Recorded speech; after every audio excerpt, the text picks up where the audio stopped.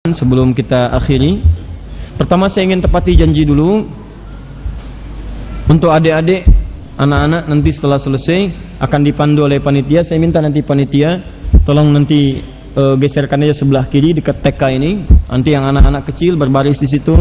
Insya Allah masing-masing yang datang malam ini mendapatkan uang saku Rp50.000 ya. Bapak ibunya enggak, cuma anaknya aja ya. Cuma anaknya ya. Jangan katakan Ustadz untuk anak saya di rumah, sama. Ada anaknya yang datang malam ini. Satu itu.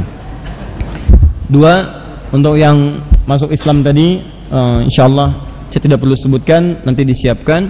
Yang ketiga, saya ingin umumkan bahwa mulai hari ini siap mencari keberkahan. Baik, tinggalkan yang tidak berkah. Termasuk saya ingin peringatkan dengan keras orang-orang yang seringkali mengambil potongan baik foto, video dan sebagainya untuk mencari dunia yang tidak seberapa. Saya dapatkan ada orang jualan buku di media sosial, di kitab At-Tibyan itu yang pernah saya sebutkan. Tiba-tiba diambil foto kami, diambil gambar ini itu. Yang paling menarik, gambar-gambar yang tidak berkesesuaian pun diambil juga. Ada jemaah sedang belajar, tiba-tiba dituliskan, lingkarin wajahnya. Orang ini setelah membaca buku ini lebih dekat dengan Allah. Bukunya ini direkomendasikan Ustaz Adi, nggak ada hubungannya. Dan boleh jadi saya nggak pernah sebutkan itu di komunitas tersebut dimaksud. Ada orang bawa buku di dalam tas disebutkan ini buku ini yang dibacakan oleh ini direkomendasikan Ustaz Adi. Dituliskan nama, ada foto, ada macam-macam. Dan saya pernah simpan di handphone saya untuk saya doakan supaya itu ditinggalkan.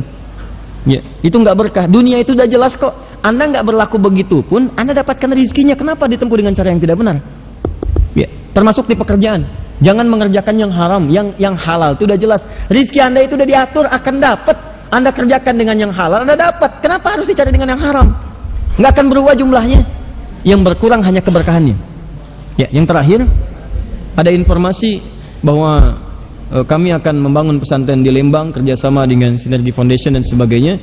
Saya mau berikan penyampaian informasi bahwa kami mohon maaf tidak ada dalam proyek itu ya. Tidak ada proyek untuk membangun dari kami ya untuk membangun pesantren di Lembang dan sebagainya. Ya kami hanya pernah berusaha ya untuk ada kerjasama karena disampaikan akan wakaf, tapi dalam perjalanannya ternyata ada perubahan dari pihak yang dimaksud untuk menggunakan pada fungsi yang lain yang berbeda dari apa yang direncanakan semula. Jadi saya tidak terlibat dalam pesantren itu dan seterusnya. Yang kami sedang siapkan itu sekarang adalah pusat Al-Quran, dan insya Allah di setiap tempat nanti akan ada tempat-tempat khusus untuk jadi pusat Al-Quran. Nanti saya sampaikan kemudian kami memang sedang siapkan satu tempat khusus untuk jadi pesantren Quran yang semua orang bisa terlibat di dalamnya. Tapi nanti saya infokan kemudian, dan tempatnya insya Allah dekat dengan kita semua dengan izin Allah subhanahu wa ta'ala. Terakhir, tanggalnya 27 Oktober, harinya Sabtu. Tempatnya insya Allah di Istora Senayan. Ya, tempatnya. Jadi kita akan berkumpul. Waktunya cukup panjang. Acaranya insya Allah akan ada tiga acara. Pertama akan ada talk show. Ya, talk show esensi Al-Quran dalam kehidupan. Di apa sih fungsi Quran itu? Nanti ada ahli-ahli Quran datang. Kalau Anda ingin lihat kepala daerah ahli Quran, ya wali kota yang hafal 30 juz, ya misal. Kemudian orang-orang yang sedang menata ahli Quran, nanti kita akan ketemu. Dubas-dubas yang ahli Quran kita akan ketemu. Ya, kemudian yang kedua ada klinik Al-Quran. Klinik Al-Quran itu nanti ada syekh ahli Quran yang akan memberikan solusi pada kesulitan-kesulitan Anda berinteraksi dengan Al-Quran. Misal, ada yang salah dalam bacakan shad, ada yang salah bacakan sin, ada yang sulit membaca lafaz-lafaz Quran, bagaimana solusinya? Ada yang ingin tahu bagaimana cara menghafal yang mudah, nanti ada solusinya. Yang terakhir nanti ada bedah buku ya, dan juga ikrar untuk bersama-sama jadi ahli Quran yang akan memetakkan member penghafal Quran. Jadi Anda akan diikat dengan member supaya nanti kalau nggak di member nggak diserius nanti dengan komunitas.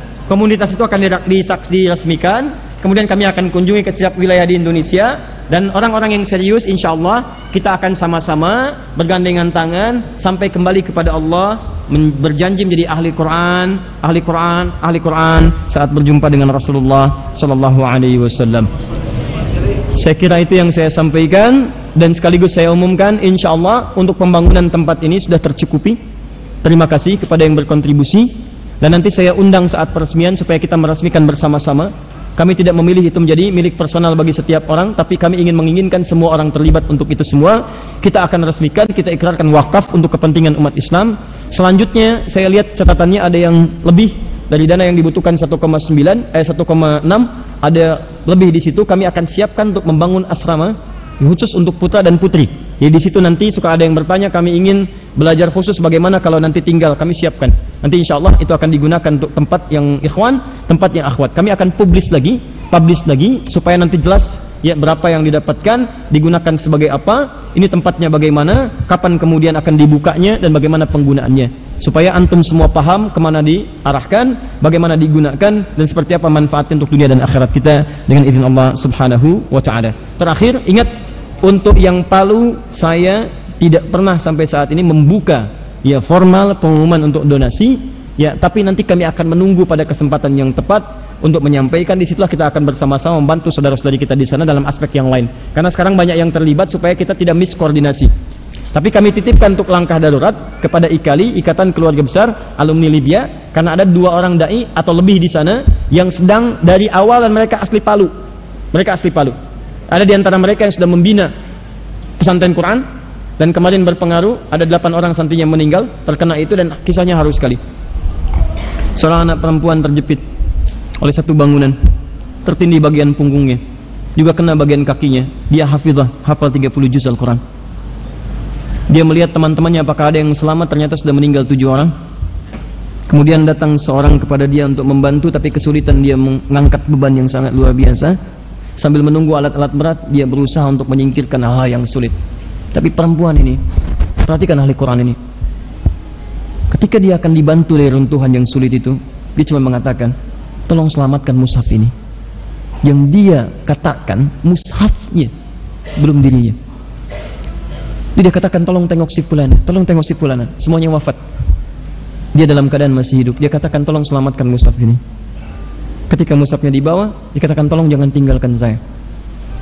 Begitu sudah selesai, datanglah kemudian alat berat, diangkut dia, keluar dia di situ dengan selamat. Tapi di perjalanan Allah lebih sayang kepada dirinya, dan wafatlah dia dalam keadaan syahidah. Dan semoga Allah menjadikannya sebagai bagian terindah dalam hidupnya. Di antara mereka ada yang kemudian terhimpit oleh macam-macam, datang ajalnya, kemudian datang juga meninggal tentang air bah bercampur dengan macam-macam. Setelah 9 hari, Masya Allah, tertimbun itu semua. Datanglah kemudian proses evakuasi, diangkut kemudian dengan satu alat. Begitu dibuka, ternyata Masya Allah, masih keadaan sempurna, tubuhnya utuh dalam 9 hari, penghafal Quran 30 juz. Kemudian tubuhnya juga dalam keadaan mewangi dan tidak rusak sedikit pun, masih dalam kenakan cadarnya, dan kemudian dimakamkan dalam keadaan yang terbaik. Tapi yang jadi pertanyaan, kita wafat dalam keadaan apa? Dan seperti apa kita kembali kepada Allah subhanahu wa ta'ala? Itu yang kami sampaikan. Semoga memberikan hidayah dengan Allah subhanahu wa ta'ala. Maafkan kalau selama ini ada yang salah yang pernah saya sampaikan. Tinggalkan dan cari ustadz lain lebih baik yang bisa memberikan keteladanan lebih mulia. Saya cuma minta satu hal, tolong doakan dalam sujud supaya Allah berkenan mengampuni dosa-dosa saya dan kedua orang tua saya serta keluarga. Menghilangkan hal-hal yang tidak baik dan mengembalikan pada nilai-nilai keislaman. Sekarang itu coba dikembalikan lagi 2 tahun ke belakang. Nah sekarang Allah memberikan kemudian gambaran kepada kita untuk bisa mengembalikan kepada nilai-nilai yang terbaik yang Allah subhanahu wa ta'ala. Ya, saya kalau sifatnya musibah itu kemudian kita sikapi dengan cara yang terbaik. Tapi bagi orang beriman ada bacaan yang lain yang dengan hatinya mesti melihat dengan tajam. Musibah negeri, kita sama-sama bersatu, bantu saudara-saudari kita. Jangan bedakan muslim dengan non-muslim. Tapi sebagai muslim, iman anda itu mesti membaca. Kalau iman anda tidak bergerak, maka dipertanyakan iman anda. Kalau cuma bicara masalah musibah, jangankan di Indonesia, tempat lain pun ada. Tapi iman kita selalu bertanya, ini kenapa? Jadi kalau iman anda cuma diam pada persoalan begini, tidak mengoreksi, maka dipertanyakan, iman anda ini kenapa? Ada iman nggak dalam dirinya? Maka bertakwalah kepada Allah subhanahu wa ta'ala.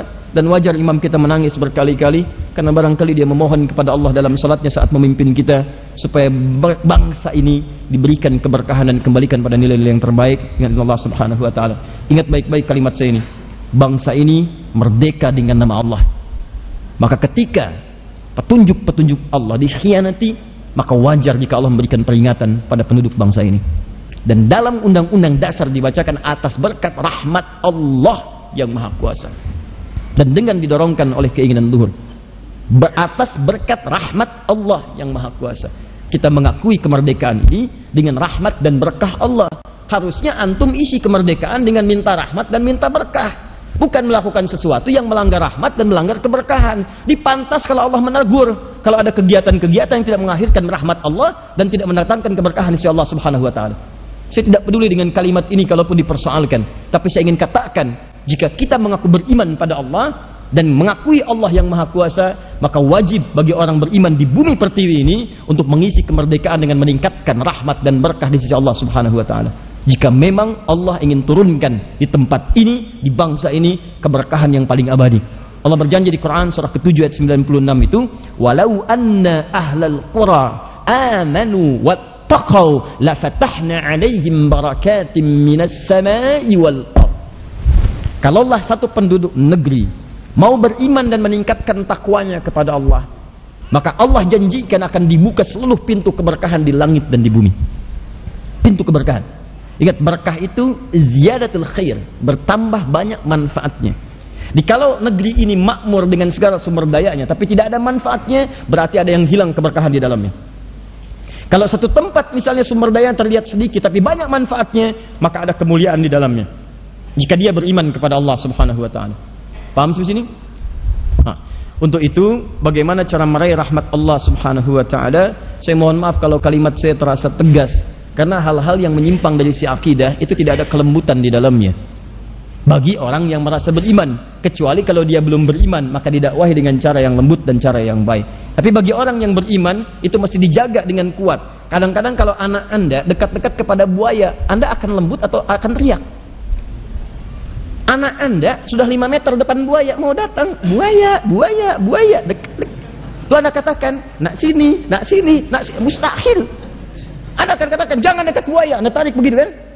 Nah, ini menyimpang dari akidah. Setelah Anda muslim, itu mendekat kepada neraka. Sedangkan Allah sudah menjauhkan Anda dari simpang neraka. Awas, Quran surah ke-3 Ali Imran ayat 103. Ya, paling kanan sebelah atas. Wa kuntum ala syafa hufratim minan nari fa'aqadhakum minha. Kamu itu sudah dekat di persimpangan neraka sebelum beriman. Kami tarik supaya menjauh dari situ. Sudah menjauh, pengen dekat lagi. Makanya wajar kalau diteriaki kan? Halo? Iya. Jadi wajar kalau urusan-urusan akidah itu kita mesti tegas dalam hal ini supaya dijaga oleh Allah Subhanahu wa taala di keburukan-keburukan yang mungkin menimpa. Sekarang pertanyaan dia, Ustaz, kalau kami ingin mendapatkan rahmat dari Allah, maka bagaimana caranya kita bisa meraihnya?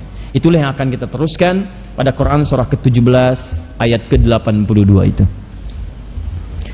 Wa nunazzilu minal Qur'an ma huwa shifaa'un wa rahmatun lil mu'minin. Awas, hati-hati. Dan kami turunkan dari ayat Al-Quran itu yang bisa menjadi syifa. Saya sudah rinci dari pertemuan lalu sampai penegasannya tadi. Wa rahmah. Yang kedua rahmat. Jadi kita sudah mendapatkan 2 di ayat ini dan 1 di ayat sebelumnya. Ya.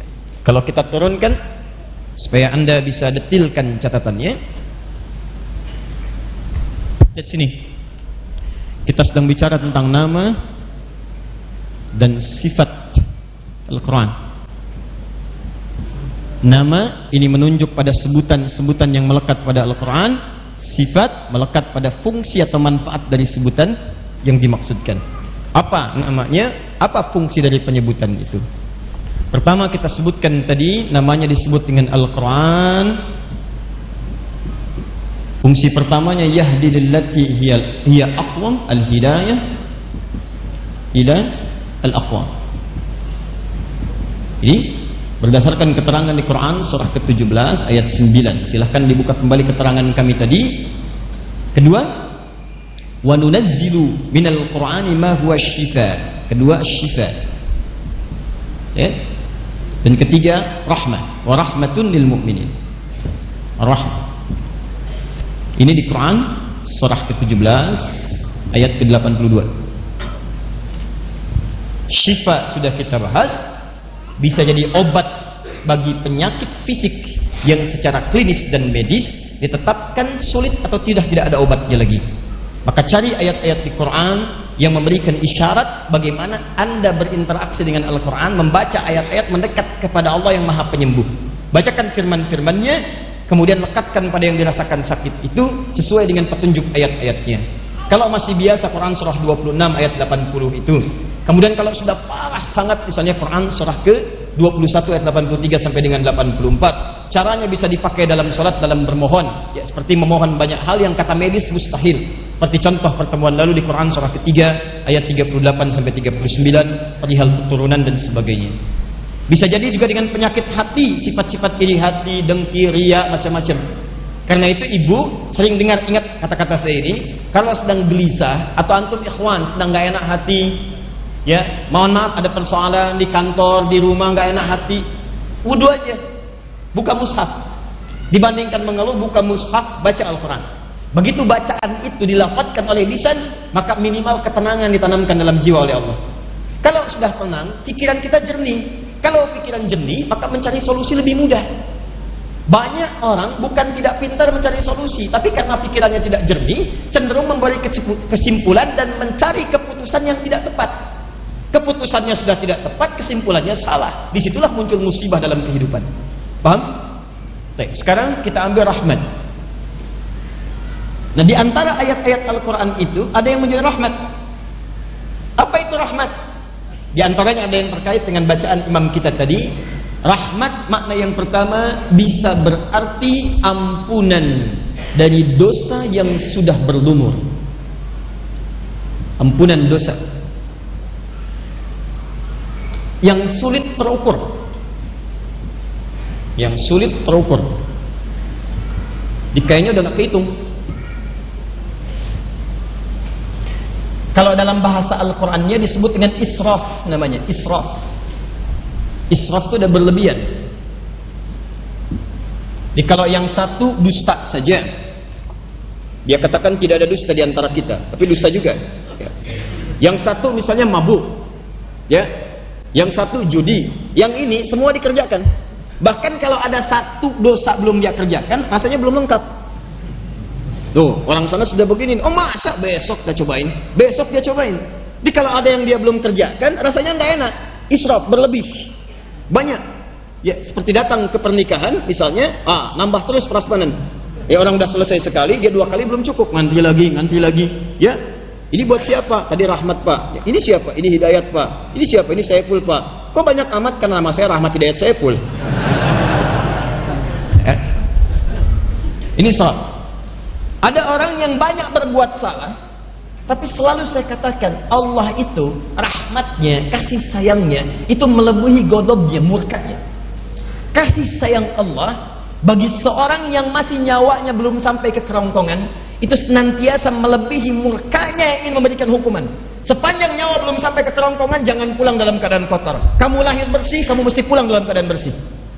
Saya sering katakan Fir'aun saja yang paling durjana, hidupnya mengaku Tuhan, ana rabbukumul a'la, hobinya bunuh orang, awas yuzabbihuna abna'akum, kata-katanya begitu kasar, sering mencela bahkan mengeksekusi orang, masih diberi kesempatan oleh Allah dengan dikirimkan 2 orang nabi, Musa dan Harun. Idhaba ila fir'auna innahu tagha. Musa dan Harun pergilah kepada Fir'aun, dia mulai menyimpang dari kedudukannya. Sudah mengaku Tuhan, tapi nyawa belum sampai ke kerongkongan, berikan dia petunjuk, datangi. Dan hebatnya, Masya Allah,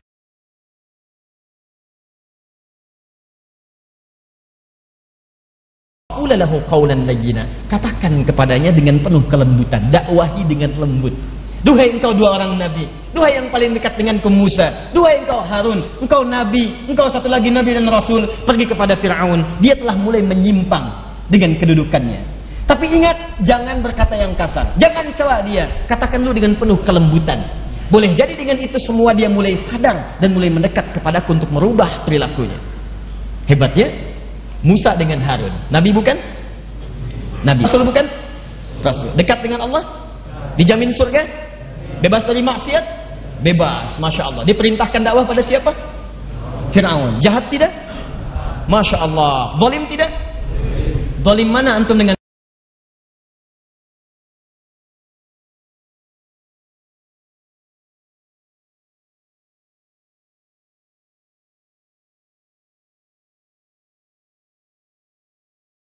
antum dijamin surga belum?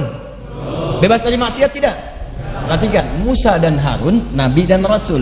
Nabi Harun, maaf, yang Rasul Musa. Dua-duanya dekat dengan Allah, dijamin surga. Berdakwah kepada Fir'aun yang tidak sejahat tetangga antum dan musuh antum, tapi mereka masih berkata lembut. Antum nabi bukan, rasul bukan, surga belum jelas, amalan berantakan, hisab menegangkan, tidak bebas dari maksiat. Berdakwah kepada musuh antum yang bukan Fir'aun, kenapa mesti kasar? Berdakwah kepada teman antum yang beda majlis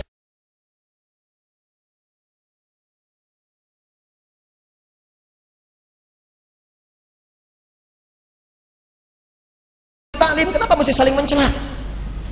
Berdakwah kepada teman antum yang beda ustad, kenapa berselisih? Musa aja pada Fir'aun katakan dengan lembut, kenapa antum kepada teman katakan putus?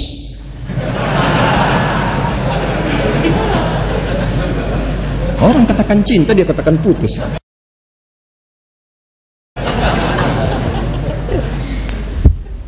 Tayyib, rahmah. Apa itu rahmat? Yang pertama, Quran surah ke-39 Az-Zumar ayat ke-53. Ayat 53.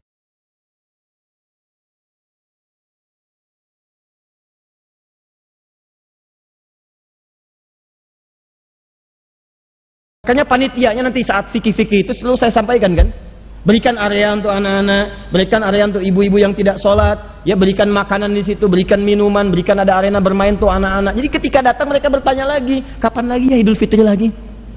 Kapan puasa lagi?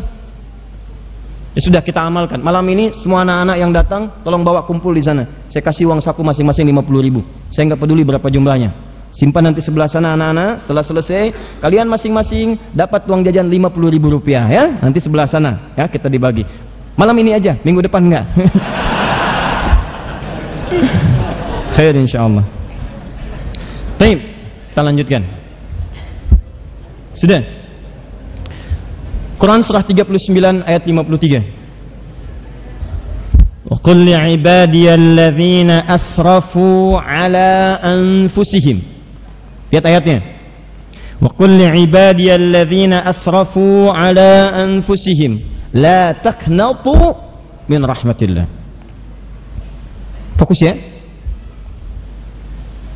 Dan Muhammad katakan pada hamba-hambaku alladzina asrafu, yang mereka itu banyak berbuat israf, pernah berbuat israf. Asrafu itu kata kerjanya, perbuatannya, pernah mencuri, pernah mabuk, pernah begal, pernah macam-macam. Yang hebat selalu ada kesempatan untuk kembali. Fir'aun aja aku kasih kesempatan untuk taubat, masa kamu yang bukan Fir'aun enggak? Tapi kalau kamu enggak balik taubat, kamu aneh. Jangan bersaing dengan Fir'aun. Dia sudah duluan dan saya kasih contoh. Saya tenggelamkan muminya, saya temukan, dan kamu bisa melihat itu, jeleknya kelihatan. Masa kamu pengen ikutan? Diabadikan setiap masa, bisa kelihatan adanya. Israf. Makanya saya ajak, ayo orang yang pernah begal, pernah bunuh orang, pernah mabuk, pernah macam-macam, yang sekarang pesantren, ada yang disuka miskin, bambu hapus, macam-macam dan sebagainya. Itu oleh Allah ditempatkan di satu tempat, diisolasi supaya Anda berubah. Kalau sudah ditempatkan di situ, diberikan bimbingan, nggak mau berubah juga, Anda mesti dikemanakan lagi. Kita juga sama yang di lingkungan kita aja, kita doakan malam sujud, bangun dalam malam itu sujud, minta kepada Allah, ya Allah berikan petunjuk pada orang yang kurang baik, jadikan dia baik ya Allah. Kalau itu tetangga saya, jadikan ya Allah tetangga saya sampai di akhirat di surga ya Allah. Berikan hidayah kepadanya ya Allah, rubah dia ya Allah. Ada makanan, kirimkan makanan. Sebelum dikirim doakan dulu, ya Allah ini yang paling halal, jadikan makan ini ketika dia makan ya Allah, sampaikan kepada dirinya jadi daging yang halal, mengeluarkan yang haram, jadikan dengan itu sebagai hidayah kepadanya ya Rabb. Setelah diberikan, ajak dia ke masjid besoknya, doakan lagi, ajak lagi. Kalau dia kemudian berubah dengan izin Allah, maka Anda mendapatkan transfer pahala dari setiap kebaikan. Transfer pahala itu sederhana sebetulnya ya. Kita menebar senyum saya sudah kebaikan kok. Sudah kebaikan.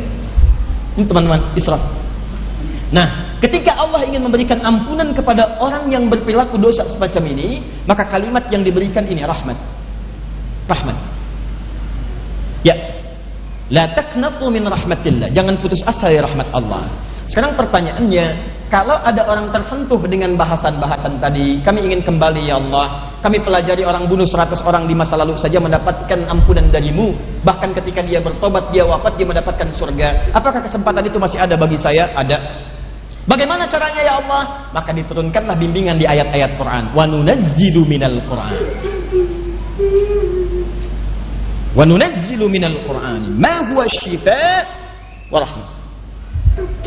Dan kami turunkan dari sebagian ayat-ayat Al-Quran ma huwa syifaa. Ada yang jadi syifa juga rahmat. Wa rahmatun, ingat rahmatun. Ada sebagian ayat-ayat Quran jadi rahmat. Apa makna rahmat diantaranya? Anda baca Al-Fatihah sampai dengan An-Nas. Di antara makna rahmat ada yang berarti ampunan dari semua dosa yang pernah dikerjakan. Keluarkan ayat-ayat itu dan bacakan seperti ayat membimbing Anda. Contoh, buka Quran misalnya surah ke-7 ayat 23. Ini bagi teman-teman yang pernah bermaksiat dalam kehidupan. Anda ingin taubat, kata Allah, saya terima, saya ampuni semuanya. Orang dulu pernah melakukan, saya ampuni. Masa orang sekarang melakukan, saya nggak ampuni? Tapi kalau Anda tidak terima tawarannya, Anda keterlaluan. Anda keterlaluan, dan kita tidak tahu kapan kita akan kembali pada Allah Subhanahu wa taala. Quran surah 7 ayat 23. Ini kalimat disampaikan oleh Nabi Adam alaihi salam. Diabadikan dalam Al-Quran doanya saat Adam mula berbuat salah dan diturunkan kemudian ke bumi. Rabbana zalamna anfusana wa illam taghfir wa tarhamna lanakunanna minal Allahu akbar. Rabbana zalamna anfusana wa illam taghfir lana wa tarhamna lanakunanna minal khasirin. Rabbana zalamna anfusana, ya Rabb. Dan yang dikatakan Rabb itu ada sifat-sifat Allah yang memberikan perlindungan, pemaafan, pemberian kebutuhan, pengampunan dosa, dan seterusnya. Ya Allah, kami mengakui kami sering berbuat zalim dalam kehidupan kami. Wa illam taghfir lana wa tarhamna. Wa illam taghfir lana, kalau engkau tak mengampuni kami. Kalimat taghfir lana dari kata ghufran. Al-ghufran, ghafara ghufranan. Sifat Allah yang mengampuni dosa. Kalau satu disebut ghafir, dosanya disebut dzambun. Quran surah ke-40 ayat 3, ghafiri dzambi wa qabilit taubi. Ghafir dzambun. Kalau dosanya agak banyak, bukan cuma satu, banyak nambah, disebut dzunubun. Sifat Allah yang kedua disebut ghaffarun. Quran surah Nuh ayat ke-10, faqultu astaghfiru rabbakum innahu kana ghaffara. Selalu Rabb. Aku katakan pada umatku, kalian cepat minta ampun sebelum waktunya tiba. Cepat minta ampun, tobat. Mungkin saat tobat kalian wafat. Begitu kalian wafat, saat tobat surga menanti Anda. Faqultu astaghfiru rabbakum innahu kana ghaffara. Pakai ghafar. Kenapa bukan ghafir? Karena umatnya Nabi Nuh saat itu sudah mulai meningkat maksiatnya. Diajak mencela, diajak mengancam, diajak gak peduli. Udah nggak usah ikut-ikutan, nih acara kami, ngapain kamu ikut-ikutan? Yuk kita udah macam-macam terjadi. Kata Nuh nggak putus asa, kalimatnya ghafar. Kalau nambah lagi ada zalimnya, ghafur. Tapi kalau sudah banyak yang dilakukan tak terkira, maka kalimatnya bukan sekedar turunan kata ghafar, ghafir, ghafar, ghafur, tapi muncul kalimat rahmatnya. Sifatnya disebut dengan rahim. Wa illam taghfir lana wa tarhamna. Tarhamna dari kata rahmat. Seakan-akan Anda katakan, ya Allah, kalau dosanya sedikit mohon ampuni. Dosa agak banyak, mohon hapuskan. Tapi walaupun dosanya tak terlukiskan, ya Allah, maka rahmatmu lebih dalam dibandingkan dengan murkamu. Mohon sayangi saya, ya Allah. Engkau yang katakan rahmatmu lebih luas daripada murkamu.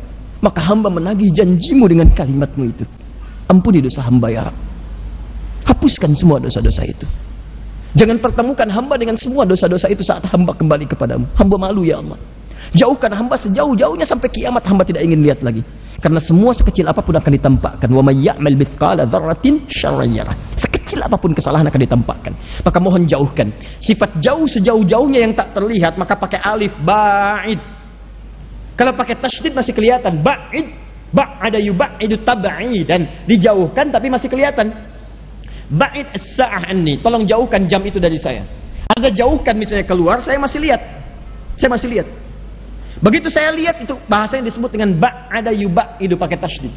Tapi kalau Anda jauhkan sejauh-jauhnya, saya nggak pengen lihat lagi. Jangan pertemukan saya dengan jam itu. Maka tambahkan alif di depan huruf ba-nya. Ba'id. Ya akhi ba'id sa'anni. Ba'id, ba'id. Maka ini isyarat saya tidak ingin melihatnya kapanpun, dimanapun, sampai kapanpun. Kalau Anda pernah berbuat salah, maka kesalahan itu disebut dengan khata. Khata'un. Lihat sini. Khata'un. Kha. Hamzah. Kalau kesalahannya banyak, mulai Anda hitung, maka dijamakkan bentuknya jadi khataya. Akhta'un sebelum ke khataya. Akhta'un. Akhta. Akhta'un. Nih. Masih terhitung. Tapi kalau banyak, Anda nggak bisa hitung. Jangankan dosa yang Anda kerjakan umum, dosa mata nggak kehitung berapa kali salah. Dosa telinga nggak kehitung berapa kali salah dengar. Dosa lisan berapa kali salah ucap. Sampai ke ujung kaki Anda nggak bisa ngitung. Maka pindahkan kalimatnya dari akhta jadi khataya. Khataya. Khataya. Kalau Anda ngaku, ya Allah saya ngaku saya banyak berbuat salah, nggak terhitung ya Allah, tambahkan ya kecil di ujungnya. Khataya. Ya. Ya ini ya pengakuan. Ya. Ini. Maka Anda bacakan dalam setiap salat. Allahumma ba'id baini wa baina khataaya kama ba'adta bainal masyriqi. Allahumma naqqini minal khataaya kama yunaqqa ath-thawbul abyadu minat. Allahumma ighsilni bil ma'i wath thalji wal. Allahu akbar. Lihat khataaya ya. Makanya kalau orang salatnya benar bisa nangis dia baru takbir. Kayak tadi di Nasratul Mustaqim sudah nangis. Kenapa? Karena Allah berjanji dalam setiap kesempatan salat, minta dalam sujud saya ampuni. Bukankah dalam ruku Anda minta ampun? Bukankah baru takbir Anda sudah minta ampun? Allahumma ba'id baini wa baina khataaya kama ba'adta bainal masyriqi wal maghrib. Kalau Anda ingat dosa Anda, lakukan apa Anda tadi saat sebelum salat?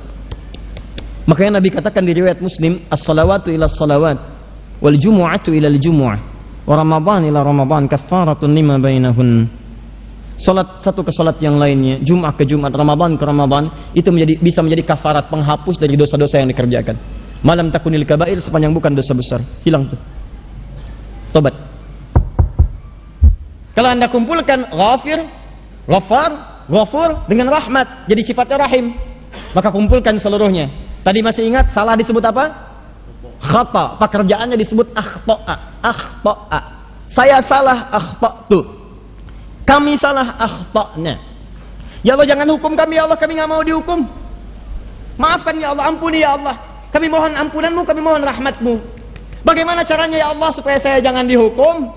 Saya minta ampun, saya minta rahmat, saya tobat ya Allah, tolong saya.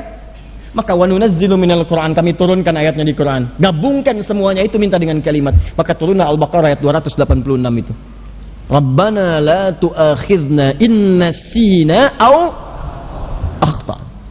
Rabbana wa la tahmil 'alaina isran kama hamaltahu 'alal ladzina min Rabbana wa la tuhammilna ma la taqata lana wa'fu afu waghfir ghafir ghaffar ghaffar ghafur warhamna rahmah anta maulana fansurna 'alal qaumil. Allahu akbar. Turun di keheningan malam Anda minta ya Allah. Kalau nggak paham ayatnya bacakan maknanya. Hamba mohon ya Allah, hamba-hamba yang salah tidak luput dari dosa, tapi ampunanmu lebih luas ya Allah dibandingkan dengan murkamu. Mohon ya Allah, ya Rabb, rahmatak.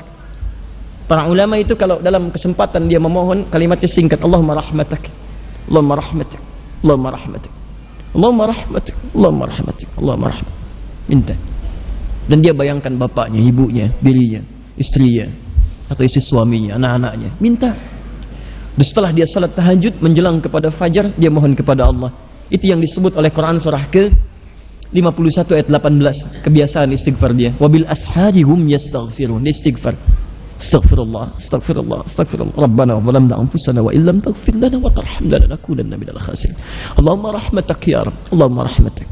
Allahumma rahmatak. ربنا لا تؤاخذنا إن نسينا وأخطأنا ربنا ولا تحمل علينا إصرا كما حملته على الذين من قبلنا ربنا ولا تحملنا ما لا طاقة لنا به واعف عنا واغفر لنا وارحمنا أنت مولانا. Kau Tuhan kami ya Allah. Kalau Tuhan saja tidak mengampuni kami, lantas kepada siapa lagi yang mesti minta ampun? Kalau yang maha mengampun saja, yang maha pengampun tidak menurunkan ampunannya, lantas kepada siapa lagi kami mesti memohon? Kalau yang maha rahmat saja tidak menurunkan rahmatnya, kepada siapa lagi kami mesti minta ya Rabb? Anda mintakan sujud. Anda minta untuk teman-teman Anda sekitaran. Kalau Anda merasa baik, minta saudara yang lain. Minta yang jauh, tetangga dekat, tetangga jauh, di Palu, di Lombok, seluruh kisaran Nusantara, Indonesia, belahan dunia, mohonkan. Sepanjang ada orang-orang beristighfar, maka itu bisa menahan azab Allah Subhanahu wa taala. Wa ma kana Allahu liyu'adzibahum wa anta fihim. Wa ma kana Allahu yu'adzibahum wa anta fihim. Tapi yang paling menarik, wa ma kana Allahu mu'adzibahum wa hum yastaghfirun. Allah enggak akan mungkin menghadap umatmu ya Muhammad SAW sepanjang engkau ada bersama mereka. Wa anta fihim. Jadi kalau nabinya masih ada, umatnya enggak akan diadab. Tapi sekarang bagaimana kalau nabinya enggak ada? Wa ma kana Allahu mu'adzibahum. Kenapa kalimat kata kerja itu berubah jadi kata benda, isim fa'il, pelaku? Yang pertama, wa ma kana Allahu liyu'adzibahum, pakai kata kerja. Saya nggak akan mungkin mengazab mereka ya Muhammad sepanjang engkau masih ada dengan mereka. Kata kerja. Kenapa ada menggunakan kata kerja di situ? Karena pekerjaan umatnya Muhammad SAW dulu ketika nabinya ada, masuk Islam mereka, jarang yang bermaksiat itu jarang. Semuanya taat. Tapi ketika berubah kalimatnya setelah nabinya wafat, menggunakan isim fa'il mu'adzibahum pakai mim. Kenapa berubah pakai mim? Isim fa'il tuh. Isim fa'il itu langsung memberi pelaku. Ingin memberikan gambaran, setelah kamu wafat banyak penyimpangan di umatmu, sudah layak sebetulnya mereka diadab. Sudah layak diadab nih. Cuman kenapa ditahan? Kenapa ditahan? Wahum yastaghfirun. Karena ada sebagian di antara mereka yang banyak istighfar kepada Allah. Itu yang bangun di malam hari. Mungkin antum tuh belum dihukum, bukan karena antum nggak salah. Ada tetangga antum yang malam-malam istighfar, bangun tahajud. Dia mohon ampunan kepada Allah. Dan kenapa Anda tidak menjadi pelakunya? Bangun malam istighfar, minta ampun. Walaupun menjelang fajar cuma 5 menit, 3 menit, duduk aja, nggak usah ketahuan orang lain. Minta. Astagfirullah, astagfirullah, marahmatullah.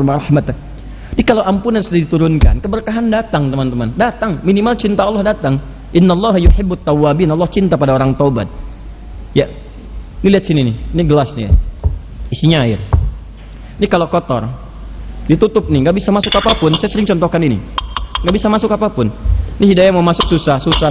Anda mau buka, kalau sudah buka, Anda kosongkan dulu ini, tutup, buka sekat maksiatnya, buka begini, keluarkan kotorannya dengan istighfar. Begitu Anda keluarkan kosong, kalau kosong diisi apa aja gampang. Maka sholat jadi gampang, baca Quran jadi gampang, sedekah jadi gampang, semua jadi gampang. Kalau sudah gampang maka sudah. Dekatlah Anda dengan Allah Subhanahu wa taala. Maka ini tawaran yang kedua. Ada ayat-ayat Quran yang jadi bimbingan Anda untuk lebih dekat kepada Allah sekaligus menghapuskan dosa-dosa yang pernah dikerjakan. Ingat, tidak ada manusia yang sempurna. Tidak ada manusia yang tidak pernah salah. Kecuali Rasul, Nabi yang sifatnya maksum. Tapi kita yang bukan Nabi dan Rasul pasti pernah berbuat salah. Tapi rahmat Allah memberikan jaminan untuk menghapuskan semua kesalahan itu. Jadi kalau Anda tidak mengambilnya, bukan Allah yang salah, manusianya yang memang tidak ingin berubah jadi lebih baik. Coba.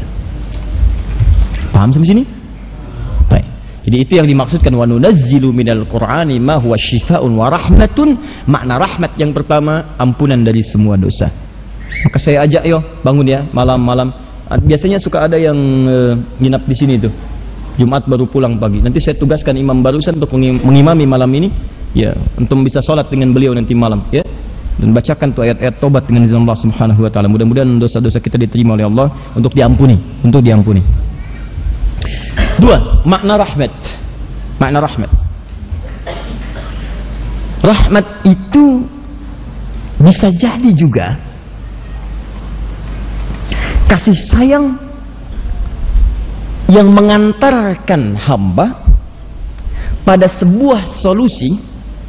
Kasih sayang Allah yang mengantarkan hamba pada sebuah solusi dari masalah yang sedang ia alami. Masya Allah. Dari masalah yang sedang ia alami.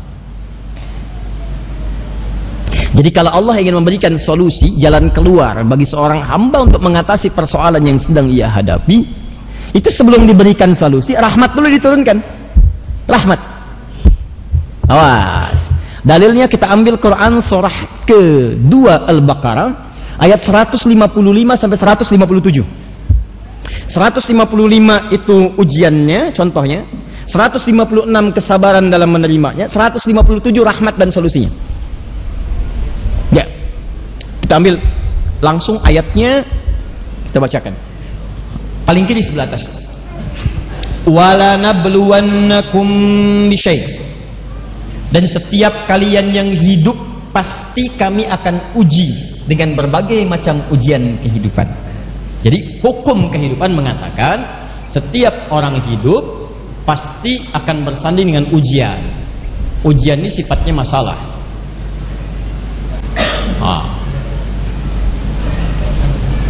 Tolong pahami dulu ya, tolong pahami. Ujian ini diturunkan oleh Allah bukan ingin menjadikan orang hidup terbelit masalah, bukan. Awas, lihat cara berpikirnya. Tapi ingin meningkatkan kualitas kehidupan seorang hamba. Jadi kalau seseorang sedang mendapatkan ujian masalah, sebetulnya masalah itu turun bukan ingin menjadikan kehidupan dia bermasalah, bukan. Jangan salah cara berpikirnya. Cara berpikirnya adalah karena Allah ingin merubah kualitas hidupnya jadi meningkat lebih baik. Karena dalam kehidupan dunia itu sifat ujian selalu hadir untuk meningkatkan kualitas kehidupan. Gini, logika paling sederhananya sekali. SD, anak SD. Kalau dia mau naik ke SMP, ikut ujian nggak? Ujian, masalahnya banyak yang dihadapi, soal-soal kerjakan ini, kerjakan itu, jadi masalah tuh. Dia pikirin, ibunya kemudian ikut terlibat, bimbing, ajarin ini, ajarin ini, ajarin ini. Ini baca ya, ini ibu Budi, ini bapak Budi, ini tetangga Budi, ini tasnya Budi, ya ini kucingnya Budi.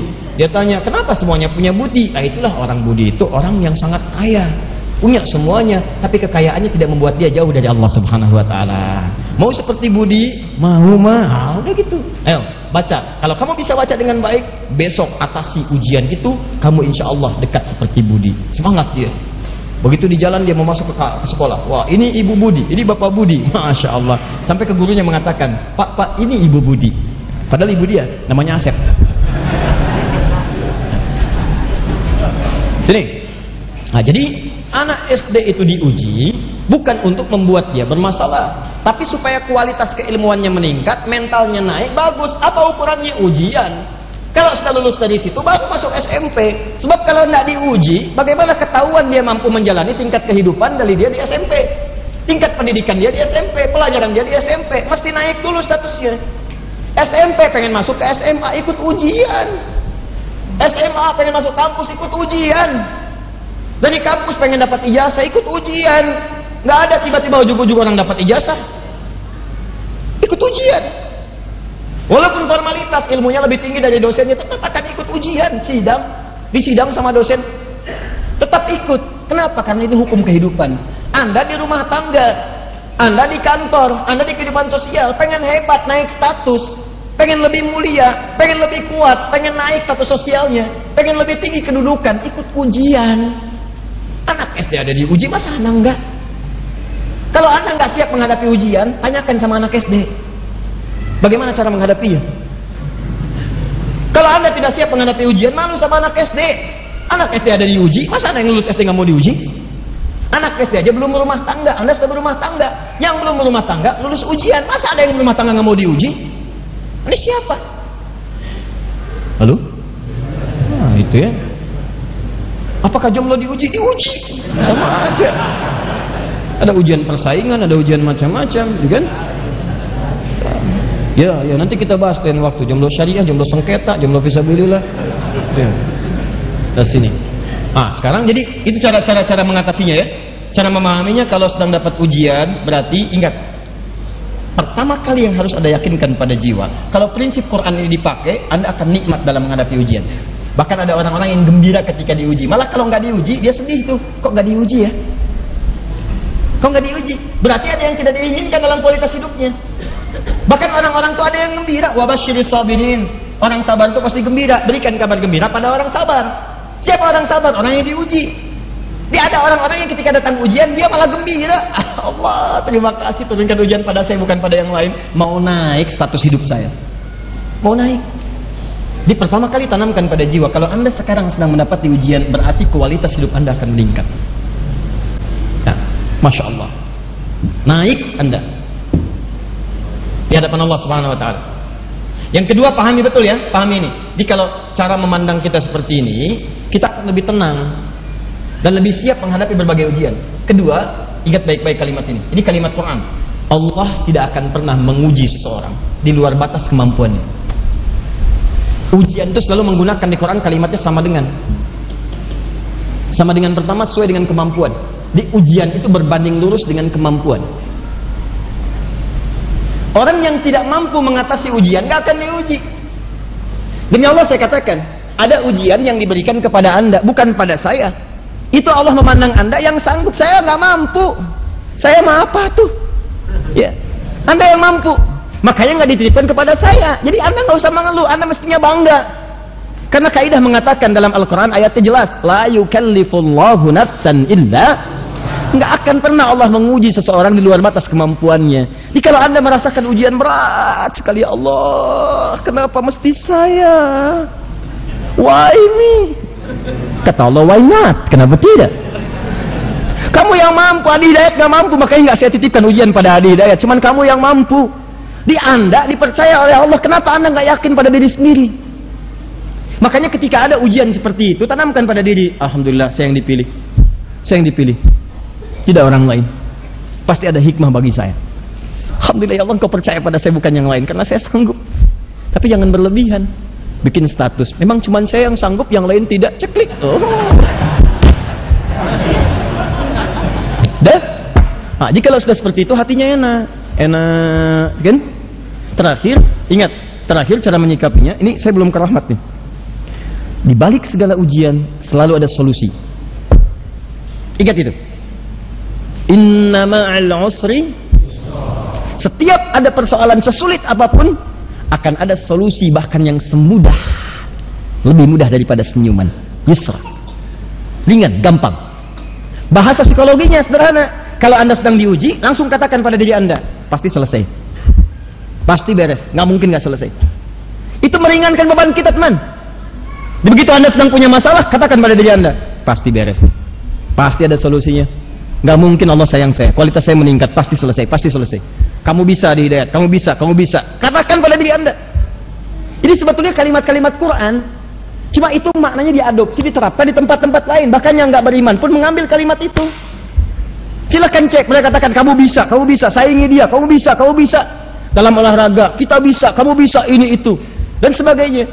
Orang Jepang tuh banyak mengatakan itu. Dalam permainan pun dia katakan itu. Dia ada benteng Takeshi itu. Wah, mau berlomba menaklukkan Takeshi. Wah, bikin ini benteng Takeshi. Kamu bisa. Wah, Ustaz hafal. Pernah sekali lah lihat saya itu. Dia selalu menyesuaikan. Ada solusi. Dulu kan banyak. Nggak seperti sekarang tayangan-tayangan. Saya nggak tahu. Kalau dulu cuma sekilas lihat ya. Ada Setia Baja Hitam. Ya, Kota Rominami. Tuh, wah, kan itu RX Bio, RX Robo kan begitu kan? RX Bio yang warna biru, RX Robo warna merah kan? Dan selalu menyesuaikan musuhnya. Solusinya ada. Kalau robot jadi robo. Ya, pedang matahari, tendangan maut. Ya, ada semua tuh. Hafal saya. Melewat segitu. Ya, Son Goku, Son Gohan, Kamehameha, itu lawannya Piccolo, macam-macam. Ini sesuaikan. Rambut berubah jadi emas, macam-macam. Dulu ada Senseiya gitu kan. Nah, kemudian ada yoga, ya, debu-debu intan, ada Pegasus, ada Andromeda temannya pakai rantai, ada Rika, ada Ryu, macam ada semua. Itu. Saya nggak nonton yang begituan, cuma lewat tuh ada, saya lihat tuh, sesuai juga ya. Kalau dunia fiksi aja ada, kenapa di Al-Quran tidak ada? Iya. Halo? Ya itulah dia. Pegasus dulu yang nolongin Athena. Athena itu siapa? Athena itu anaknya Zeus. Zeus menikah dengan Metis. Metis itu dia waktu mengandung ada apa namanya? Ada ramalan bahwa anak keduanya laki-laki akan menghancurkan kerajaannya Zeus seperti Zeus menghancurkan Kronos bapaknya. Kronos tuh, ya, maka dia ketakutan, dia telanlah Metis saat dia mengandung. Begitu dia telan, keluarlah kemudian Athena. Athena keluar menggunakan topeng perang. Begitu dibuka saya Athena. Maka dia kemudian muncul jadi dewi yang sangat mahir dalam peperangan. Saya itu melawan musuh-musuhnya, ada Ares, ada macam-macam. Kemudian dia berteman dengan Poseidon, dengan anaknya dan seterusnya. Kemudian dapat ada semuanya lah itu. Ya, itu cuma fiksi. Tapi ada. Kenapa kita yang diberikan hal yang nyata nggak dipraktekkan? Itu poinnya. Ya, balik lagi ke sini. Ya, jadi kalau Anda sedang diuji, saya bisa. Terima dulu. Jenis ujiannya macam-macam. Minal khauf, khawatir, takut. Mulai merasa khawatir. Besok bagaimana? Pulang dari sini seperti apa? Ada nggak kendaraan? Ya kan? Kalau mutar kemana? Tadi barusan ke sini, tiba-tiba ngelihat kren besar sekali, ada 50 ton kren di situ. Wah, khawatir nih, bisa nggak masuk? Mau belok mau nggak? Ya, ini alhamdulillah nih kita sedang proses Seperti kami sampaikan, mudah-mudahan Allah percepat, nanti Desember kita selesaikan, kita resmikan bareng-bareng dan kita wakafkan untuk kepentingan umat Islam. Ini proyek besar kita untuk menjadi pusat Al-Quran insya Allah sedunia. Insya Allah ya, insya Allah akan jadi pusat Quran. Kita akan turunkan inspirasi dari Indonesia dan kita akan buka nanti beberapa tempat-tempat cabang-cabang di seluruh wilayah Indonesia untuk kita bermohon kepada Allah Muslim Indonesia menjadi ahli Quran. Kalau sudah jadi ahli Quran, semua akan terbantu mendapatkan barakahnya. Bangsa terbantu, saudara terbantu, kerabat terbantu, karena tidak pernah ada yang buruk dari Al-Quran. Semuanya akan baik-baik dari ujung kepala sampai ujung kaki. Itu harapan kita. Insya Allah jadi yang terbaik dengan izin Allah Subhanahu Wa Taala. Nanti saya sampaikan di akhir, kita nanti akan launchingkan program-program ini pada catat tanggalnya 27 Oktober. Ya. Jadi kalau 28 Oktober Sumpah Pemuda, 27 Oktober Sumpah Ahli Al-Quran. Insya Allah. Bagi Anda yang terlibat nanti kami sampaikan undangannya. Di situ nanti akan dibagikan buku-buku yang mendekat kepada Al-Quran. Ada syekh-syekh ahli Al-Quran, ada tokoh-tokoh Al-Quran, dan kita akan berkumpul di satu tempat berikan inspirasi pada dunia dengan izin Allah Subhanahu Wa Taala. Nanti kami berikan undangannya dengan izin Allah Subhanahu Wa Taala. Kembali dulu ke sini. Wala nabluwannakum bisyai' minal khauf wal ju', lapar. Tuh, mulai lapar. Ya, dari sore di sini lewat maghrib duduk, kalau keluar takut ditempatin orang gitu kan. Mau wudhu berat tuh, udah khawatir, lapar, nahan-nahan, dibuka apa enggak, lihat bakpao sana, lihat bakpao sini gitu kan. Macam-macam. Wa naqsi minal amwal, uang berkurang, sudah datang, uang enggak ada, pengen makan, lapar gitu kan. Macam-macam. Wal anfus, sakit sampai ada yang meninggal. Wa basyiris sabirin. Lihat cara baca ayatnya, cara membacanya. Wa basyiris sabirin. Muhammad SAW berikan kabar gembira pada orang sabar.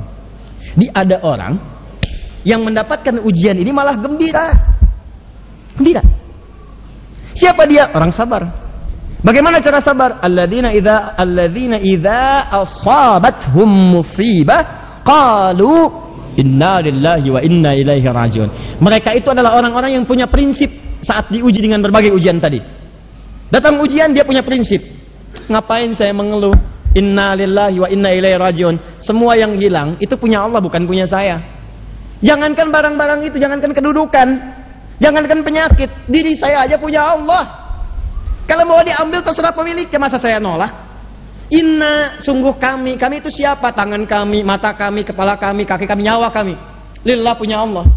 Diri saya aja bukan punya saya. Masa saya kehilangan sendal sampai marah-marah? Tugas saya cuma nyari, nggak ada istighfar, cari lagi ikhtiar. Kedudukan mau ditukar silahkan, cuma titipan, jangankan kedudukan, nyawa saya aja punya Allah. Kalau mau diambil terserah Allah. Maka kalau prinsip hidup Anda seperti ini, enak tuh. Enak. Anda tinggal ikhtiar. Tapi bukan berarti kehilangan sesuatu didiamkan. Naik bis, kan? Ada orang pemuda bertato, wajahnya nggak enak, tangannya masuk ke dompet ibu-ibu begini. Biarin aja, punya Allah. Maling. Katakan pencuri. Itu. Jadi ikhtiar, ambil solusi. Yang menarik begini, orang-orang yang saat diuji, di rumah tangga diuji, di kantor diuji, mungkin Allah berkehendak menaikkan status saya. Alhamdulillah ya Allah. Ini kan darimu, pasti selesai. Nggak mungkin Allah engkau titipkan ujian kalau engkau nggak turunkan solusinya. Ya Allah, jangankan itu, ya Allah, kedudukan. Tangan saya pun punyamu. Kalau engkau ingin tukarkan dengan sahabat saya ridha ya Allah. Mungkin dia lebih baik dalam pandanganmu. Terima kasih engkau titipkan kedudukan kepada saya selama ini. Dan mohon terima amalan-amalan saya dalam menggunakan kedudukan itu ya Allah. Jangan jadikan hati saya rakus terhadap kedudukan ya Rabbal Alamin. Apalagi dengan itu saya menyengsarakan orang-orang yang saya pimpin ya Arhamar Rahimin. Ampuni dosa-dosa saya ya Allah. Jangan biarkan keluhan di salah seorang yang saya pimpin ya Allah menjadikan saya mendapatkan murka darimu. Saya takut ya Allah. Kalau semua pemimpin punya prinsip seperti ini, nggak ada orang saling menjatuhkan untuk mendapatkan kepemimpinan. Dan hebatnya teman-teman sekalian, ketika perasaan itu ada, turunlah kemudian pujian dari Allah. Ayat 157-nya. Ulaika ala salawatim min rabbihim. Orang-orang yang sabar saat diuji menerima, dia berikhtiar, sabar menerima, terus berikhtiar mengatasi, tidak mengeluh. Dia berusaha, maka dipuji oleh Allah. Allah, Masya Allah. Kamu ini hamba luar biasa. Yang lain mengeluh, kamu bersabar. Yang lain cuma mengeluh, kamu cari solusi, kamu berikhtiar. Luar biasa. Setelah itu apa yang diberikan? Rahmat. Ulaika alaihim salawatun min rabbihim wa rahmat. Kasih sayang Allah turun untuk mengantarkan pada solusi. Jadi begitu Anda sabar, sebetulnya orang sabar itu lebih dekat kepada solusi dibandingkan pengeluh yang mengeluhkan setiap persoalannya. Jadi kalau Anda bersabar saat ujian, Anda sudah mendapatkan setengah solusi. Setengah solusi. Setengahnya lagi Allah akan turunkan melalui kesabaran Anda dalam berikhtiar. Jadi begitu Anda sabar, datang pujian. Turun rahmat. Begitu turun rahmat, lihat ujung ayatnya. Wa ulaika humul muhtadun. Dan mereka itulah orang yang akan diberikan solusi, petunjuk untuk mengatasi persoalannya. Sederhana sebetulnya. Ya, cuman teorinya nggak mudah dipraktekkan, tidak mudah. Ya, kadang-kadang persoalan di rumah tangga selesai dengan senyuman. Tapi untuk senyum aja nggak mudah. Ya, nggak mudah kadang-kadang. Nah, itu butuh kesabaran. Datang persoalan di kantor yang dimarahin anak-anak. Dia udah gambar mau tunjukin kepada Anda karya dia itu selama 8 jam dia tungguin. Begitu Anda datang, dia sambut di depan pintu. Papa, diam kamu. Hah? Kenapa, Pak? Kamu lagi ikut-ikutan. Oh, yang salah siapa? Terus pintu dibanting. Cedah. Salah pintu apa? Tuh. Kalau pintu bisa bicara, bukan bulan aja yang diharapkan bisa ngomong. Kan? Pintu bisa bicara, dia akan berkata, salah siapa sampai dibanting begini? Salah kamu mau dibanting. Oh, nggak bisa juga begitu. Balik. Nah, kalau Masya Allah, kadang-kadang ibu juga menyambut begitu. Bu, lawan, cari lawannya Bu ya. Pak, cari lawannya. Ingat, saya kasih solusi ya, sederhana. Kalau ada sesuatu hal yang tidak menyenangkan, cari lawan positifnya. Itu insya Allah cepat selesai. Cemberut lawannya apa? Senyum. Jadi kalau ada orang cemberut, antum senyum, gak usah marah. Isi cemberut misalnya kan, dicemberut kan datang. Assalamualaikum. Kayaknya kenal. Ah, papa. Kenapa? Ah, udah cerita beres. Dia cemberut. Antum lagi marah. Kenapa kamu? Emang kenapa? Oh, sudah. Udahlah. Tapi memang teorinya mudah, prakteknya itu tidak semudah yang dikatakan. Ustadz juga sama aja. Sama. Makanya jarang ada ustadz ceramah bawa istrinya, jarang sekali. Ini live ya. Kita selesaikan di rumah ya. Oke, insyaallah. Paham? Jadi sekarang apa ayat-ayat tentang rahmat itu? Kalau sedang punya masalah, kan? Nah, sambungkan lagi. Ayo, teori besarnya kan kerangkanya di Quran surah 17 ayat 82. Apa ayat-ayatnya untuk mendapatkan rahmat tuh? Kalau di rumah tangga ada masalah, bagaimana cara mendapatkan ayat rahmat? Kan kata Quran, "Wa nunazzilu minal Qur'ani ma huwa syifaa'un wa rahmatun." Di antara makna rahmat solusi dari masalah. Nah, kalau Anda sedang punya masalah, baca ayat Quran, pelajari, praktekkan dalam hidup. Apa ayatnya? Maka turunkanlah kemudian di Quran ayat-ayat rahmat terkait dengan solusi dalam kehidupan. Contoh, kalau di rumah tangga ayat rahmatnya apa? Turunkan Quran surah keempat misalnya, ayat 34 sampai 35. Kalau ada sengketa suami istri, bagaimana menyelesaikannya? Di situ ada. Dari mulai komunikasi, dari mulai saling berpisah dulu tempat tidur, dimulai saling memberikan pelajaran dulu, saling merenung, sampai minta pendapat kepada orang bijak. Ya, wa in khiftum shiqaqa bainihima fab'athu hakaman min ahli wa hakaman min ahliha ya in yurida islaha yuwaffiqillahu bainahuma. Ada semua turunannya. Kalau anak-anak sedang punya masalah di sekolah, bagaimana caranya? Ya, sulit untuk paham, ya sulit untuk cepat menangkap pelajaran, apa ayatnya? Turunkan lagi. Kalau di kantor ada persoalan, antum diisengin orang, kadang-kadang misalnya kerja keras antum diserobot oleh orang lain, antum ikut tender, yang menang antum, tapi kok proyeknya dibawa orang, apa ayatnya? Ada. Ya, itu luar biasa. Turunkan ayat-ayatnya 1, 2, 3, 4, ada semuanya. Jadi kalau Anda turunkan itu, baca. Habis sholat berdoa. Kan habis sholat itu zikir kan? Zikir. Apa dalilnya? Quran surah keempat ayat 103. Fa idza qadaytumus sholata fadhkurullah. Jika Anda telah tuntas mengerjakan sholat, berzikirlah kepada Allah. Apa di antara makna zikir? Banyak. Istighfar itu zikir. Hadis Muslim nomor hadis 591. Astagfirullah, astagfirullah, astagfirullah. Allahumma antas salam, minkas salam, tabarakta ya dzal jalali wal ikram. Tapi ingat, baca Quran pun zikir, karena Quran disebut dengan zikir. Quran surah 15 ayat ke-9. Inna nahnu nazzalna dzikra. Kami telah turunkan Al-Quran sebagai zikir. Menghafal Quran, mengulang bacaan-bacaan itu zikir. Zikir disebutkan di Quran surah ke-54 ayat 17, ayat 22, ayat 30, ayat 32, ayat ke-40. Zikir. Walaqad yassarnal Qur'ana lidzikri. Kami telah mudahkan Al-Quran sebagai zikir. Ini bukan bacaan biasa. Kenapa setelah Anda selesai salat tidak baca ayat-ayat itu? Jadi kalau itu dibacakan tuntas, Anda di kantor nih, jeda zuhur, Zuhur jeda tuh. Sebelum zuhur punya masalah. Begitu selesai sholat, bacakan ayat-ayat Qur'annya, minta sama Allah. Ya Allah, Engkau yang berjanji memudahkan. Engkau yang katakan dalam firman-Mu, ya Allah, yuridullahu bikumul yusra wa la yuridu bikumul usra. Engkau menginginkan kemudahan bukan kesulitan. Engkau yang menjadikan solusi ya Allah dalam setiap kehidupan. Engkau yang katakan inna ma'al usri yusra, inna ma'al usri yusra. Ya Allah, Engkau katakan setelah pekerjaan selesai, lapangkan ya Allah, siapkan dan siapkan untuk selanjutnya. Fa idza faraghta fansab wa ila rabbika farghab. Ya Allah, Engkau yang katakan kepada Rabb kamu bertawakal. Saya sekarang bertawakal ya Rabb. Saya telah berikhtiar, saya telah berusaha, saya telah mengatakan apa yang, menyampaikan apa yang telah Engkau katakan, saya telah menjalankan apa yang telah Engkau firmankan. Sekarang saya memohon apa yang telah Engkau janjikan. Engkau akan memberikan kemudahan, saya minta kemudahan itu. Engkau akan memberikan solusi, saya minta solusi itu. Kalau dengan semua hal yang saya kerjakan sesuai petunjuk-Mu belum Engkau kabulkan juga, maka tunjukkan pada hamba di siang hari ini ya Allah. Dengan cara apa lagi hamba mesti bermohon kepadamu? Minta. Duhai Anda yang besoknya mau ujian, malamnya bacakan ayat-ayat untuk bisa memohonkan kepintaran, minta pemahaman. Allahumma ya Allah, Engkau yang memudahkan orang untuk belajar ya Allah. Engkau yang turunkan ilmu, Engkau yang menyebut dirimu dengan Al-Alim.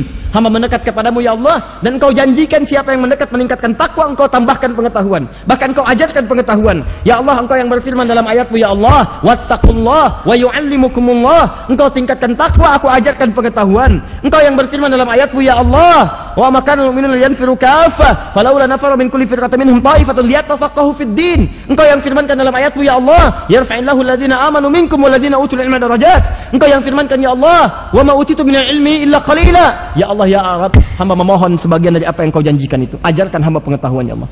Pahamkan hamba ya Allah. Tingkatkan iman hamba dengan pengetahuan yang telah Engkau tambahkan pada diri hamba ya Allah. Ajarkan dari yang sedikit itu pemahaman ya Rabbal Alamin. Duhai Allah yang menitipkan pada lisan Muhammad sallallahu alaihi wasallam, lisan Rasulmu yang terakhir, yang ketika ia mengajarkan pada keponakannya ya Rabb, pada hambamu Ibnu Abbas ya Allah, dengan kalimat Allahumma faqihhu fid din wa 'allimhu ta'wil. Ya Allah, mohon lekatkan kalimat itu pada diri hamba ya Rabbal Alamin. Pahamkan hamba ya Allah. Mudahkan hamba dalam mengatasi ujian-ujian pengetahuan. Datang tuh, minta. Ada semua. Diturunkan ayatnya. Turunkan. Bikin. Anda punya masalah apa? Makanya setiap persoalan-persoalan itu diidentifikasi. Sebelum sholat dilihat. Nanti cari ayat yang sesuai. Minta. Keluarkan ayat itu yang dimaksud wa nunazzilu minal qur'ani ma huwa syifaa'un wa rahmatun. Ayat-ayat rahmat turunkan. Jadi kan yang dibaca itu aja. Qul a'udzu birabbin nas, qul a'udzu birabbin nas, malikin nas, ilahin nas, min syarri waswasil khannas alladzi yuwaswisu fi sudurin nas minal jinnati wan nas. Ya sudah, mimpi ketemu jin, jalan di jalan ikutin jin dan sebagainya. Paham? Terakhir, saya tutup di sini untuk sesi kita malam ini. Makna rahmat juga berarti pemberian anugerah urusan dunia dan akhirat. Anugerah urusan dunia, kemudahan pekerjaan, kemudahan ini itu, harta benda, keturunan, dunialah sifatnya rahmat. Atau akhirat spesial, surga dengan segala turunan-turunannya. Sifat Allah yang memberikan kemurahan dunia disebut dengan Rahman. Rahman, pemilik rahmat dunia. Sifat Allah yang memberikan kemuliaan akhirat disebut dengan Rahim. Rahim, maka ia disebut dengan Rahman dan Rahim. Yang paling menarik, gampang. Ayatnya tiap hari kita baca 17 kali dalam sehari. Tapi yang paling bahaya adalah rumusnya nggak dipakai. Itu dia masalahnya. Ini ayatnya paling gampang kita hafal. Ar-Rahmanir Rahim melekat pada sifat Allah dengan namanya langsung. Nama disebut dengan ismun. Allah, lafzul zalalah yang paling tinggi. Kalau kita lakukan sesuatu untuk mendapatkan Rahman dan Rahim, kita lakukan karena Allah. Tambahkan ba di depannya. Fungsi ba ada 14. Di antara makna ba ada lil ghayah, ada lil istighraq, ada ba lil musahabah, ada ba lil ilsaq. Jadi kalau Anda katakan ba tambahkan ismun tambah Allah tambah dengan Rahman Rahim, maka kalimat itu dirangkaikan menjadi Bismillahirrahmanirrahim. Kalau Anda ucapkan Bismillahirrahmanirrahim, itu bukan kalimat biasa. Artinya apa? Semua aktivitas yang saya kerjakan, saya bermohon semua limpahan rahmat dunia dan menjadi kemudian dari situ limpahan pundi-pundi pahala akhirat. Rumus ini disampaikan oleh Nabi 15 abad yang lalu. Setiap mengerjakan aktivitas lekatkan kalimat Bismillahirrahmanirrahim. Maka muncul hadisnya dalam riwayat Al-Bukhari. Nabi katakan, qala, perhatikan kalimatnya, kullu amrin dzibalin la yubda'u fihi bi Bismillahirrahmanirrahim fahuwa abtar. Setiap perbuatan baik yang tidak dilekatkan dengan Bismillahirrahmanirrahim, Bismillahirrahmanirrahim. Kalau mau disingkat ikhtisar bismillah, bismillahirrahmanirrahim ikut. Kalau mau disampaikan sempurna bismillahirrahmanirrahim. Anda nggak bacakan itu pada setiap aktivitas yang baik-baik abtar, terputuslah kemudian keberkahan dunia dan pahala akhirat. Jadi kalau pekerjaan misalnya saya mau minum, minum ya. Mau minum apa yang dikerjakan? Minum baik tidak? Baik. Apa fungsi minum? Menghilangkan haus. Tapi ingat, menghilangkan haus itu fungsi standar, netral. Dalam haus ini kalau hilang, ini kan air ini kalau masuk ada tenaga kan? Ada tenaga kan? Haus hilang, tenaga muncul. Kenapa haus itu muncul? Karena sebagian dari energinya hilang. Hilang, butuh cairan, maka muncul apa yang disebut dengan haus. Kalau ini diminum, haus hilang, tenaga muncul lagi. Persoalannya, apakah setiap orang yang hilang haus ya dia bisa gunakan tenaganya pada kebaikan? Bahkan ada orang yang minum, minumannya bisa digunakan sebagai tenaga untuk mengerjakan perbuatan maksiat. Awas. Duh, sendal siapa tuh? Bagus banget tuh. Iya ya. Ntar kita ambil. Ah, jangan lu ngambil, haus nih. Haus. Diambil minuman, dia minum. Minuman itu menghilangkan haus, tapi tenaga yang masuk untuk menghilangkan haus dia gunakan untuk mengambil sendal orang lain. Untuk mengambil benda orang lain. Untuk tanda tangan proyek yang tidak baik. Untuk korupsi, untuk menipu, untuk merampok, untuk macam-macam. Berarti tidak ada keberkahan dalam minuman itu. Terputus keberkahannya. Jika Anda ingin mendapatkan keberkahan dari minuman ini, bukan sekedar hilang hausnya, tapi dari haus ini muncul tenaga digunakan pada kebaikan, maka Anda ucapkan Bismillahirrahmanirrahim. Alhamdulillah. Maka muncullah tenaga. Nyaman. Tutup kembali. Bismillahirrahmanirrahim. Begitu, kalau nggak percaya silahkan. Setiap Anda minum, makan Bismillahirrahmanirrahim. Maka makanan minuman itu akan mengalir dalam tubuh Anda, ke darah Anda, ke segalanya. Itu membawa dorongan kebaikan. Akan dijaga oleh Allah. Maka lisan Anda akan senang berzikir. Tangan Anda mengerjakan yang baik-baik. Kalau darah ini dialiri oleh yang halal-halal, maka yang haram akan anti. Otomatis tuh. Jadi kalau yang halal itu masuk ke mata, yang buruk berpaling. Masuk ke tangan, yang jelek ditinggalkan. Masuk ke kaki, yang angkuh ditinggalkan. Ini mustahil kalau ada orang makannya benar halal, Bismillahirrahmanirrahim, tutup dengan hamdalah, masuk ke kaki, jalannya ke tempat baik-baik, gak akan ada ke tempat maksiat. Karena itu kalimat buruk gak bersanding dengan kebaikan, dan perbuatan buruk gak ada bersanding dengan kalimat baik. Makanya mustahil ada orang tanda tangan korupsi dengan Bismillah. Mana proyeknya ini? Wah, lumayan juga fee-nya ya. Halal nggak nih? Haram pak. Ya udah, Bismillahirrahmanirrahim. Gak ada. Lisan tidak akan mengungkapkannya, tangan tidak akan mudah menggerakkannya, mustahil. Bismillahirrahmanirrahim. Nah, ketika tenaganya tidak datang, keberkahan itu muncul, plus dituliskanlah 10 pundi-pundi amal pahala akhirat. Langsung tuh. Jadi kalau Anda Bismillahirrahmanirrahim minum, perbuatan minum ini baik gak?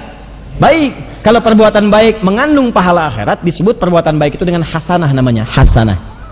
Dunia yang punya poin akhiratnya, makanya di akhirat itu hasanah itu disebut lagi sebagai tanda dari poinnya. Poinnya 10, ada di Quran surat 6 ayat 160. Man jaa'a bil hasanati hasanah falahu asyru amsalihha. Siapa yang mengerjakan satu hasanah? Apa itu hasanah? Kebaikan yang bernilai pahala akhirat. Minum bismillah, makan bismillah, berangkat kerja bismillah, ya, tidur bismillah, ditulis pahala akhirat. Dituliskan 10. Makanya ketika Anda berdoa, minta semua pekerjaan dunia jadi pahala akhirat. Keberkahan dunia tiba, akhirat dapat pahala. Muncullah kemudian doa yang sangat populer itu di Al-Baqarah ayat 201. Kan Anda minta kan? Apa Ustaz ayatnya? Wa nunazzilu minal Qur'ani ma huwa syifaan wa rahmat. Apa bentuk rahmatnya? Turun Quran surah kedua ayat 201. Rabbana atina fid dunya wa fil akhirati wa qina. Tuh, dunia hasanah, akhirat hasanah. Itu poinnya. Nah, jadi kalau Anda tidak ucapkan kalimat itu nggak dapat. Tapi kan Ustadz saya sudah otomatis nama saya Hasan, istri saya Hasanah. Nggak bisa. Sama aja. Paham ya? Nah, itulah ayat yang kedua, fungsi yang ketiga yang sudah saya dapatkan. Ini baru ayat yang kedua, kita punya 68 ayat. Jadi masih ada 66 ayat lagi. Ya, sabar ya, sabar. Mungkin nanti akan menyatu satu dengan yang lainnya. Ayat itu mudah dibacakan. Yang jadi komitmen itu bagaimana mengamalkannya. Maka saya mohon sekali, kalau perlu saya cium tangan Anda untuk memohon yang laki-laki dan sebagainya. Saya doakan Anda dan kita mendoakan sama-sama. Ayo praktekkan. Kalau cuma jadi teori yang dicatat disampaikan, kita hanya lelah menimbun itu semua. maka bermohonlah kepada Allah untuk dikuatkan bisa mengamalkan itu semua. Ya. Jadi satu, aqwam, ayo kita mendekat kepada Quran, rajin-rajin baca Quran ya. Mulai sekarang targetkan besok Jumat istirahat dulu. Baca Al-Kahf istirahat, Sabtu sampai Kamis mulai dipetakan. Saya mau baca berapa juz? Baca berapa juz? Misal kalau mulai satu hari setengah juz dulu. Ya, misalnya atau 1 juz. Kalau sudah dia penghafal Quran biasanya sehari 5 juz. Dari Sabtu 5 juz, Ahad 5 juz, Senin 5 juz, Selasa 5 juz, Rabu 5 juz, Kamis 5 juz. Selesai 30 juz, Jumat tinggal berdoa. Kalau mau susah, kalau mau gampang, tidak mau susah, bagi 5 waktu salat. Ya, 1 kali salat 1 juz dibagi 2. Sebelum salat, setelah salat. Sebelum salat bacakan setengah juz, setelah salat bacakan setengah juz. Kalau tertinggal ganti lagi di waktu yang lainnya, di waktu yang senggang. Ya, saya ajarin doa ya. Saya ajarin. Ini insya Allah kalau Anda coba bacakan, tapi Anda kuatkan dalam jiwa Anda akan dimudahkan oleh Allah untuk bisa mengamalkan itu semua. Ya, singkat saja, singkat. Nggak apa-apa kalau mau ditulis, gak ada masalah. Allahumma Allahumma paksain. Tulis. Tulis yang besar, paksain. Tulis yang besar. Tempelkan samping dinding rumah, tempelkan di buku Anda, tempelkan di setiap tempat yang Anda kemudian singgahi. Kenapa? Anda mohon kalau nggak dipaksa nggak akan berhasil. Saya serius. Paksain. Tulis. Iya, di mobil Anda tulis. Saya dulu begitu, saya menghafal kosakata macam-macam itu saya tulis di pena, saya masukin tuh, pena yang bening. Ya, ini bahasa Inggrisnya, ini bahasa Arabnya, ini bahasa Jepang, ini macam-macam, tuliskan. Kalau saya ingin sesuatu saya tuliskan, tulis. Nggak ada salahnya. Ya, masuk ke mobil Anda, dashboardnya begitu megang setir kelihatan. Ya Allah mau paksain, paksa di mobil itu ada ayat Quran yang dibacakan, ganti. Dari yang tadinya cuma nyanyi musik macam-macam ganti pakai Quran. Jalan kemana-mana murotal. Kan pengen jadi ahli Quran. Pengen jadi ahli Quran yang di setel musik, bagaimana bisa nyambung? Halo? Ya, jadi kalau Anda pengen jadi sesuatu, maka perangkatnya pun disiapkan. Di rumah Anda kumpulkan mushafnya, perangkat Qurannya tuliskan. Ya Allah, paksakan saya jadi ahli Quran ya Allah. Paksain, paksa baca Quran. Katanya pengen masuk surga, katanya pengen memberikan mahkota. Terus hari ini kamu belum baca. Kamu yang pengen jadi ahli Quran tapi belum baca. Kamu siapa sih? Baca. Jelas ya? Nah, itulah fungsi yang kita dapatkan pada kesempatan hari ini. Rahmat sudah, syifa sudah, aqwam sudah. Pertemuan berikutnya kita nanti akan ambil ayat yang lain, dan itu akan dahsyat nanti kita pelajari, karena ayat yang selanjutnya akan mengukur nanti diantara hal-hal terkait dengan akidah kita untuk mendekat kepada Allah Subhanahu wa ta'ala. Subhanakallahumma bihamdika asyhadu an la ilaha illa anta astaghfiruka wa atubu ilaik. Wa akhiru da'wana alhamdulillahi rabbil alamin. Wal 'afu minkum. Assalamualaikum warahmatullahi wabarakatuh.